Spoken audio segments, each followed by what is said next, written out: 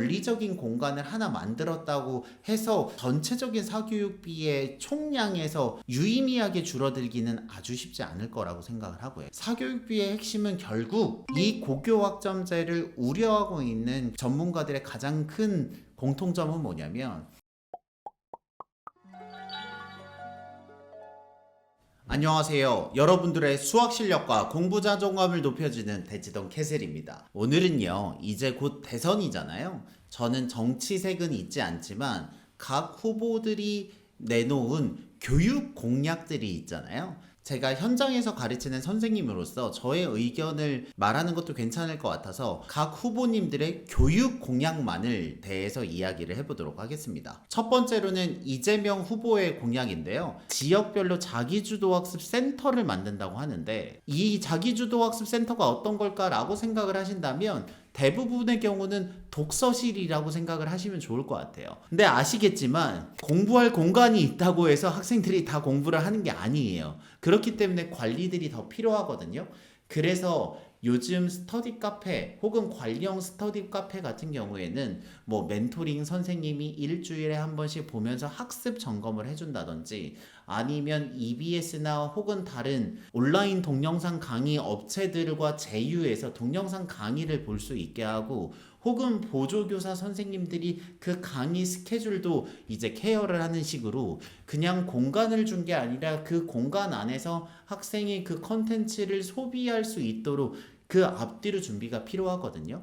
그런 면에서는 저는 자기주도 학습은요, 학생이 처음부터 끝까지 알아서 다 하는 게 아니라 점진적인 자기주도 학습이라는 말을 되게 좋아하거든요. 그런 것처럼 처음에 이 자기주도 학습을 할 수 있는 방법을 알고 있는 교사가 적극적으로 개입을 해서 초반에 세팅을 해주고요.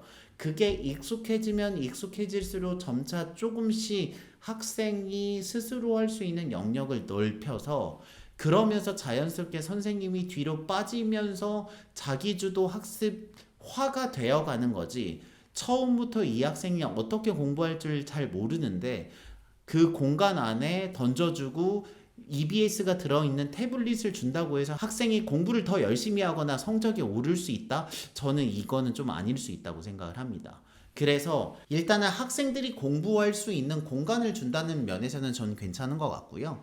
다만 이러한 자기주도 학습센터가 운영이 되기 위해서는 거의 일반적인 그 교육센터가 운영하는 것처럼 세심한 계획이 필요하고 무엇보다 사람이 필요하긴 하거든요. 그렇기 때문에 그 교사들의 양성과 그 교사 교육에 대한 고민이 필요하다라고 생각을 하고 있습니다. 그리고 나서 이제 5번에는요. 고등교육 혁신과 미래 인재 양성이거든요. 그래서 타이틀로 서울대 10개 만들기를 추진을 한대요. 현재는 어렵다고 생각합니다. 왜냐면 이게 실은 부동산의 집중도와 선호하는 대학의 집중도가 저는 연관성이 되게 높다고 생각을 하거든요. 근데 수도권에 있는 집이나 혹은 수도권에 있는 대학교를 선호하는 이유는 그들 안에 인프라가 많고 같은 학교를 가더라도 기회도 많고 기업들도 많고 사람도 많기 때문에 거기에서 졸업을 하거나 생활을 하는 것이 훨씬 유리하다는 판단 때문이거든요. 그런 면에서 이게 교육만 하나 떨어지는 게 아니고 여러 가지 정책들이 함께 몰려가야 되는 거잖아요. 그런 면에서는 예를 들면 모든 학생들에게 장학금을 주고 끝나고 나면 어떤 기업에 무조건 취업을 개런티를 하고, 이 정도의 파격적인 조건이 아니라면, 그렇다면 저는 이 지금에 있는 수도권 중심의 대학교 서열화가 없어지는 않을 것 같아요. 예를 들면 반대로 지방에 갔을 때 성공한 사례들이 있어요. 고등학교도 있고 대학교도 있거든요. 대학교 같은 경우에는 경찰대학교라든지 진로가 굉장히 명확한 이런 데들은 그곳이 어디에 있든 간에 충분히 경쟁력을 가지고 생존을 했거든요. 마찬가지로 대학교가 아니고 고등학교로 내려와도 민족사관 고등학교는 강원도에 있고요. 그리고 상상고는 전북에 있거든요. 이게 되게 멀잖아요.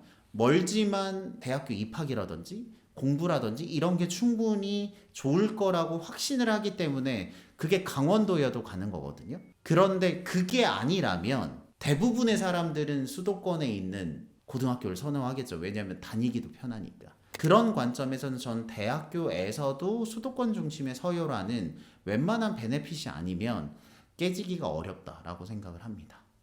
좀 어떤 거를 하면은 이 정도의 메리트는 올라올 것 같아라고 생각이 들 것 같으세요? 근데 일단은 그게 조금 쉽지 않은 게 직장인이 되어서 예를 들면 내가 원래 살지 않던 다른 지역으로 가야 돼. 예를 들면 제 친구들 중에서 공무원이 꽤 있기 때문에 세종으로 가야 되거든요. 근데 기본적으로 세종으로 가는 걸 좋아하는 친구들이 거의 없어요. 근데 세종으로 가는 걸 괜찮아하는 부류가 있습니다. 그게 어떤 부류인 줄 아세요? 아파트를 청약 받을 수 있는 그 공무원 특별 분양을 해줬어요. 그러니까 공무원들이 다른 지역보다 이곳에 아파트를 청약을 받을 수 있는 확률이 높았어요. 그래서 제가 아는 몇 분들이 그거를 받고 내려갔거든요. 내가 살 보금자리가 있는 거잖아요. 보금자리가 있고 세종에서 살 수 있고 세종에서 출퇴근하는데 거기가 신도시라서 깨끗해. 그러면 충분히 만족감을 줄 수 있거든요.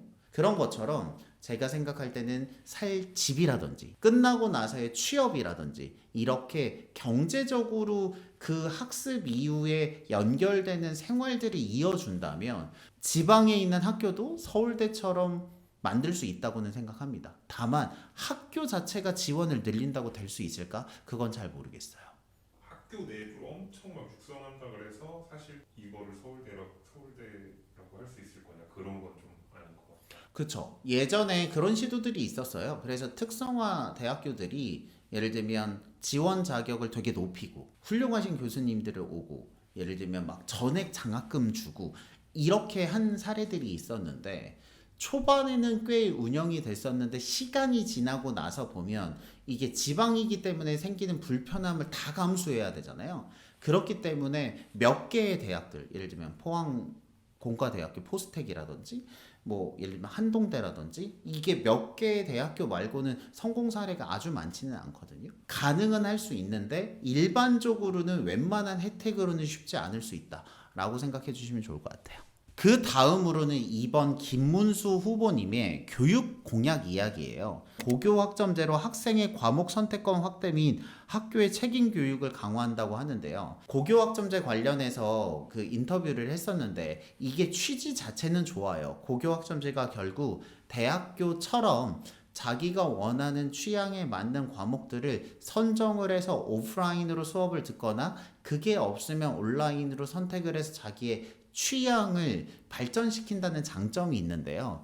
이 고교 학점제를 우려하고 있는 전문가들의 가장 큰 공통점은 뭐냐면 이게 취지는 좋지만 목적이 분명하다는 거예요. 대학교에서 학점제를 할 수 있었던 건 그 룰 안에서 그 기본적인 템플릿만 지키면 그 뒤에는 학점 나오고 취업을 하는 거기 때문에 그 과목 선택으로 인한 그 장단이 뚜렷하지 않았거든요. 하지만 고교 학점제는요, 고등학교 때 내가 선택한 과목에 따라서 대학교 입시를 가는 거예요. 이게 대학교에서 내가 셀프로 하는 수강과 고교 학점제의 가장 큰 차이거든요. 그렇기 때문에 학생들은 내가 원하는 수업을 선택할 가능성이 있지만 그것보다는 대학 입시에 유리한 과목을 최적화하는 데 주력을 하겠죠. 결과적으로는 대학교도 그 사실을 알고 있기 때문에 요구하는 그 과목들이 있을 거고요. 결국 어려운 공부를 자발적으로 선택을 해야 대학 입시에 유리한 형태가 될 거거든요. 반대로 내가 그 어려운 공부를 하기 싫어서 쉬운 공부 위주로 포트폴리오를 짠다면 대학교 입시에 불리할 수 있거든요. 이게 개인 취향의 다양성을 고려한 제도라는 것은 동의를 하지만 이게 실질적으로 대학 입시와 결부되기 때문에 우리가 원래 의도한 효과가 과연 잘 구현이 될 것인가? 라는 부분에서 저는 의문점을 가지고 있기는 합니다. 근데 이게 결국에 고교 학점제가 입시와 뭔가 강력하게 링크가 되어 있다면 네, 무조건. 과목 선택권을 확대하기 위해서는 결국에는 입시 제도를 건드려야 되는 거 아닌가? 입시 제도를 건드리지 않는 이상 과목 선택권, 과목을 여러 개 열어주고 선생님을 좋은 선생님 투입한다고 해도 결국 변하는 건 없지 않을까? 그래서 입시 제도들을 손보고 있어요. 근데 저는 본질적으로 이게 해결이 되게 어려울 거라고 생각을 하는 이유는 뭐냐면 모든 학생과 모든 학부모님들은 가능하다면 서울대를 가고 싶어 해요. 그렇지 않아요? 근데 서울대의 정원은 정해져 있죠. 여러 사람이 한정된 자리를 가지고 경쟁을 하는 구조이기 때문에 그 룰을 어떻게 바꾼다고 해도 그 룰 안에서의 경쟁이 있을 거잖아요. 그렇다고 서울대를 3만 명 갈 수는 없잖아요. 그렇기 때문에 물론 양쪽에서 노력을 할 거예요. 고교 학점제 제도도 있을 거고 그거에 맞춰서 대학교들도 입시 변화를 하겠지만 그 변화된 입시 안에서도 들어갈 수 있는 사람이 한정되어 있기 때문에 그 안에서의 경쟁은 피할 수 없거든요. 그렇게 되면 저는 어떤 식으로 입시가 변하던 간에 학생이 느낄 부담은 줄어들지 않는다. 저는 그렇게 생각하고 있습니다. 그 다음으로 자기주도 학습 강화로 사교육비 경감을 추진한다고 하는데요. 저는 개인적으로는 독서실을 가는 비용을 자기주도 학습센터로 바꿔서 공부를 하게 된다면 그 부분에 대한 그 사교육비 경감이 일어날 수 있을 것 같아요. 하지만 이게 사교육비의 비중을 보면 일단은 초등학교, 중학교도 높기는 한데 고등학교 가면서부터 완전 단위가 달라지거든요.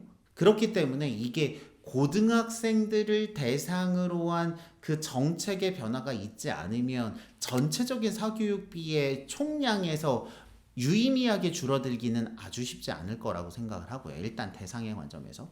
두 번째로는 사교육비의 핵심은 결국 우리 아이에게 적합한 선생님을 찾아서 같이 수업을 하는 그 수업료에 대한 비용이 제일 큰 부분이 있잖아요. 왜냐하면 독서실 비용 자체는 실은 그 학원비에 비하면 크지 않기 때문에요.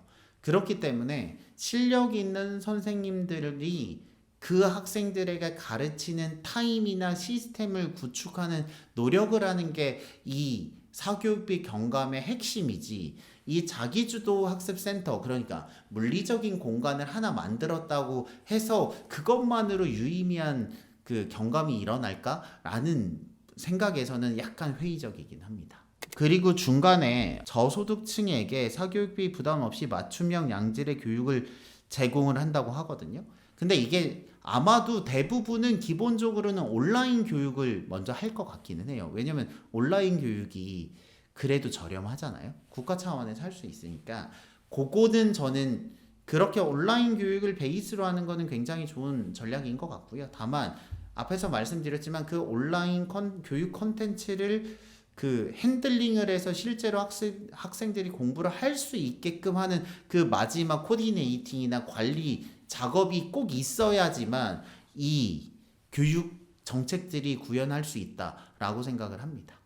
그리고 다음 4번의 이준석 후보님께서는요, 다양한 이야기가 있었지만 제가 수학 선생님이라서 수학 국가 책임제, 이게 제일 와닿았거든요. 그 내용을 보시면 뭐냐면 객관적으로 한국 학생들의 수학 실력이 떨어지고 있다. 하지만 수학은 매우 중요하니 수학 실력을 강화해야 되는데 그 구체적인 방법으로는 첫 번째, 학생들이 자기 실력을 점검할 기회가 없으니 초등학교 때부터 좀 어릴 때부터 전국 단위 시험들을 많이 쳐본다.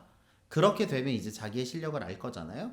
그러면 그 중에서 이제 조금 성취도가 낮은 학생들을 대상으로 국가가 적극적으로 개입을 해서 그들의 실력을 올린다라는 게 이 정책의 핵심이라고 저는 이해하고 있는데요. 저는 기본적으로는 전국 단위 평가를 보는 거는 찬성입니다. 왜냐하면 이게 이런 거예요. 너무 어릴 때 전국 단위 평가를 봐서 우리 아이가 기분 나빠하면 어떠나, 혹은 상처받으면 어떠나, 이런 생각일 것 같은데 오히려 객관적인 실력을 모르면 헤매는 경우들이 더 있거든요.